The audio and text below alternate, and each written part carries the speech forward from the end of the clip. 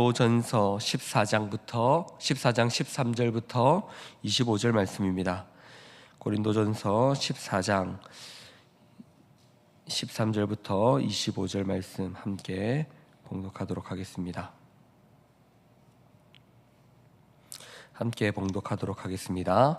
그러므로 방언을 말하는 자는 통역하기를 기도할지니 내가 만일 방언으로 기도하면 나의 영이 기도하거니와 나의 마음은 열매를 맺지 못하리라. 그러면 어떻게 할까?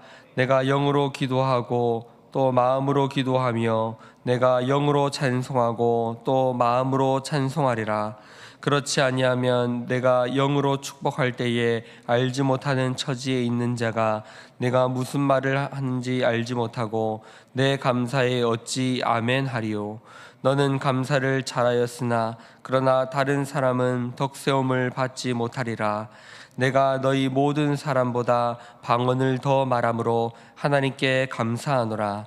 그러나 교회에서 내가 남을 가르치기 위하여 깨달은 마음으로 5마디 말을 하는 것이 1만마디 방언으로 말하는 것보다 나으니라. 형제들아, 지혜 아이가 되지 말고 악에는 어린아이가 되라. 지혜는 장성한 사람이 되라. 율법에 기록된 바 주께서 이르시되 내가 다른 방언을 말하는 자와 다른 입술로 이 백성에게 말할지라도 그들이 여전히 듣지 아니하리라 하였으니, 그러므로 방언은 믿는 자들을 위하지 아니하고 믿지 아니하는 자들을 위하는 표적이나 예언은 믿지 아니하는 자들을 위하지 않고 믿는 자들을 위함이니라. 그러므로 온 교회가 함께 모여 다 방언으로 말하면 알지 못하는 자들이 믿지 아니하는 자들이 들어와서 너희를 미쳤다 하지 아니하겠느냐. 그러나 다 예언을 하면 믿지 아니하는 자들이나 알지 못하는 자들이 들어와서 모든 사람에게 책망을 들으며 모든 사람에게 판단을 받고 그 마음에 숨은 일들이 드러나게 되므로 엎드려 하나님께 경배하며 하나님이 참으로 너희 가운데 계신다 전파하리라. 아멘. 바울은 계속해서 방언에 대하여 권면하고 있습니다. 고린도 교회는 은사가 가득한 교회였고, 또한 그 교회 성도들은 자신이 방언을 하는 것, 은사를 받은 것을 자랑스럽게 여기는 것뿐만 아니라 그 자랑이 교만으로까지 갔던 것입니다. 그래서 그들은 서로 분쟁하게 되었고 하나 되지 못하게 되었고 덕을 세우지 못하게 되었습니다. 바울은 그 부분을 말하고 있는 것입니다. 그들이 아무리 뛰어난 방언을 할지라도 그것은 자신의 개인을 위한 유익인 것이지 교회를 세우는 용도로 사용되지 못한다는 것입니다. 한국 교회도 한때 방언의 열풍이 불었습니다. 많은 사람들이 방언을 하고 싶어 했고 방언을 가르쳐 준다라는 기도원이 생기기도 하며 그런 기도원에 가서 방언을 배우기도 했습니다. 그러나 그 방언은 자신의 개인의 유익이 될지는 몰라도 교회를 세우는 용도로 사용되지는 못합니다. 그 이유가 무엇입니까? 아무리 많은 방언을 한다고 할지라도 그것을 다른 사람들이 알아들을 수 없기 때문입니다. 만약 한 사람이 함께 모여 기도하는 자리에서 방언 기도로 오랫동안 한다고 한다면 그 옆에 있는 사람은 옆에서 무슨 기도를 하는지 들을 수 없습니다. 우리는 한국 교회는 통성 기도가 보편적이기 때문에 우리가 방언 기도를 할 때 옆 사람이 무슨 기도를 하는지 신경 쓰지 않고 내 기도를 하면 됐습니다. 하지만 일반적으로 통성 기도는 보편적이지 않습니다. 한국 교회의 특수한 기도입니다. 그러나 보편적으로 다른 나라나 일반적인 교회에서 방언 기도를 하게 된다면 다른 사람들은 아무도 알아듣지 못하는 기도를 혼자 하게 되는 것입니다. 그래서 바울은 방언 기도를 1만 마디 하는 것보다 지혜 있는 말을 하는 것이 더 낫다. 다른 사람들을 세우는 5마디의 말이 더 낫다라는 말을 하고 있는 것입니다. 바울이 권면하는 핵심은 그런 것입니다. 내가 나의 유익을 위해서 아무리 좋은 것들을 많이 한다고 할지라도 그 일이, 그 은사가 교회를 세우지 못한다면 그 일은 덕이 되지 않는다. 그것을 다른 사람들을 위하여 그 은사를 배려할 수 있어야 한다는 것을 말하는 것입니다. 나는 이런 은사를 가졌습니다. 다른 사람들 앞에서 뽐내는 것, 그것은 유익하지 않다는 것입니다. 그러니 우리가 받는 은사의 핵심은 교회를 세우는 것입니다.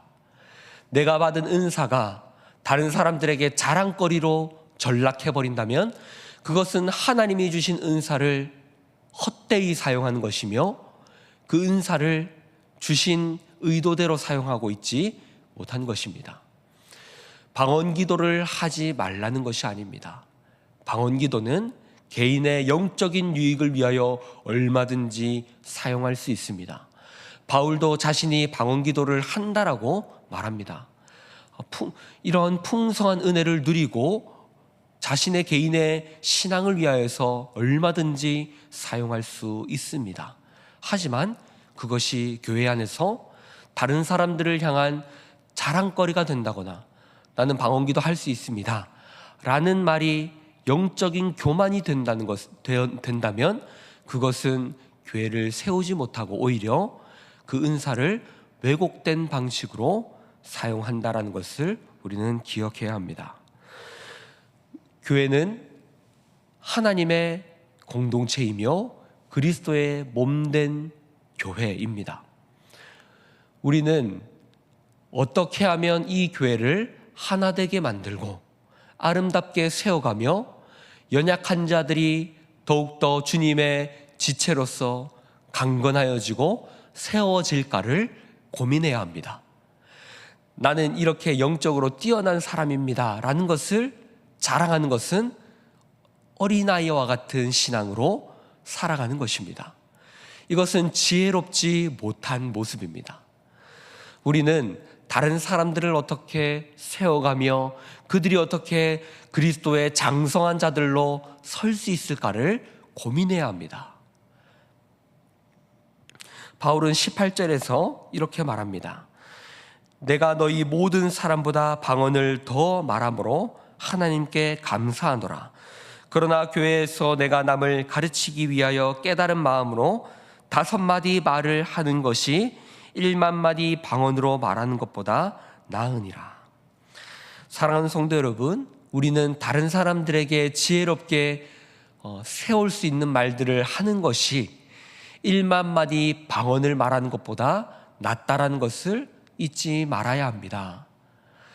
다른 사람들에게 가르치고 훈계하고 지적하라 그런 말을 하는 것이 아닙니다. 다른 사람들이 하나님이 어떤 분이신가를 알 수 있도록 그들에게 아름다운 예언, 바로 성경의 가르침들을 전할 수 있어야 한다는 것입니다. 그러므로 우리는 이 방언에 몰두하여서 알아듣지 못하는 말을 하는 이런 기도들에 몰두하여서 교회가 혼란스럽도록 하지 않아야 합니다. 공적인 자리에서 모든 사람이 방언 기도를 한다면 처음 그 자리에 온 초신자가 이 교회를 보며 미쳤다라고 말할 것입니다. 이것은 바울이 그렇게 말하였습니다. 교회에 와서 모든 사람들이 이상한 소리를 하고 있는 것을 보면서 이 교회는, 이 사람들은 광신도구나, 이 사람들은 제정신이 아니구나, 내가 이 자리에 오면 안 되겠다 라고 생각하게 된다는 것입니다. 처음 온 사람을 위하여 방언기도 하지 않는 것은 그 사람을 위한 배려입니다. 그 사람이 이 자리에 와서 우리가 무엇을 믿는지를 들어서 이해해야 합니다. 하나님이 어떤 분이신지를 온전한 이성적인 언어로 그들이 듣고 깨닫고 알게 되어서 그들이 하나님을 받아들이게 하는 것, 그것이 우리가 보여야 할 신앙의 모습인 것입니다. 사랑하는 성도 여러분, 그러므로 우리는 지혜에 있어서 어린아이와 같이 되지 말아야 합니다. 우리는 모두가 지혜에 있어서 장성한 자들이 되어야 합니다. 이것 또한 지혜가 장성하여서 다른 사람들에게 뽐내라는 것이 아니라 어떤 지혜입니까? 교회를 세워가며 하나님을 나타내며 하나님을 분별하는 지혜입니다. 그러한 지혜가 우리 교회에 가득할 때 우리 교회는 아름답게 세워져 갈 것입니다. 초신자들이 교회에 와서 이런 지혜가 풍성한 것을 볼 때에 세상과 다르다라는 것을 깨닫게 될 것입니다. 처음 오는 신자들을 향하여서 우리가 방언으로 그들을 맞이하는 것이 아니라 지혜로운 말들로 그들을 맞이해야 합니다. 하나님의 지혜로 그들을 대하여야 합니다. 그 지혜로 그들을 우리가 맞이할 때에 그들은 하나님의 살아계심을 우리를 통하여 경험하게 될 것이며 예수 그리스도의 사랑을 우리를 통하여서 누리게 될 것입니다. 사랑하는 성도 여러분, 말씀을 정리하겠습니다. 고린도 교회 안에는 은사가 풍성했습니다. 그리고 그들은 자신이 가진 은사를 자랑하며 뽐내기를 너무나 많이 하여서 그 교회 성도들이, 고린도 교회 성도들이 교만으로 빠지게 되었습니다. 그러나 그것은 옳지 못한 것입니다.